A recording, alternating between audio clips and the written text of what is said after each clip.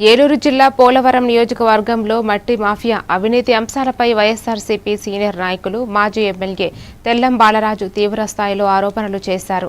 స్థానిక ఎమ్మెల్యే అనుచరులు ఇసుక, మట్టి అక్రమ తవ్వకాలకు పాల్పడుతున్నారని, పోలీసులు చర్యలు తీసుకున్నప్పటికీ రాజకీయ ఒత్తిడితో వాహనాలు విడుదల చేస్తున్నారని ఆయన విమర్శించారు.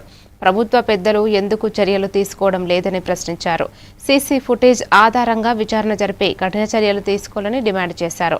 అక్రమాలపై పోరాటం కొనసాగిస్తామని ఆయన స్పష్టం చేశారు.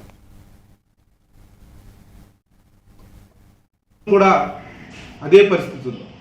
ఈరోజు పోలవరం నియోజకవర్గంలో మట్టి దోపిడీ జరుగుతుంది, ఇసుక దోపిడీ జరుగుతుంది, ప్యాకెట్ క్లబ్బుల ద్వారా దోపిడీ జరుగుతుంది, క్రికెట్ బుక్ల ద్వారా దోపిడీ జరుగుతుంది, మద్యం బెల్ షాపుల ద్వారా మాఫియా జరుగుతుంది. దీనికి శ్రీ బాలరాజు ఎమ్మెల్యే కనుసన్నల్లో ఆయన వాళ్ళ అనుచరులు చేస్తున్న దోపిడీ. ఈరోజు మట్టి మాఫియా 7 మండలాల్లో శ్రీ బాలరాజు అనుచరులు ఏ విధంగా దోపిడీ చేస్తున్నారో ఈరోజు కళ్ళారా ప్రజలు చూస్తున్నారు. దోపిడీ ఏ విధంగా ఉందని ఇప్పుడైనా కానీ ప్రభుత్వం కళ్ళు తెరవాలి.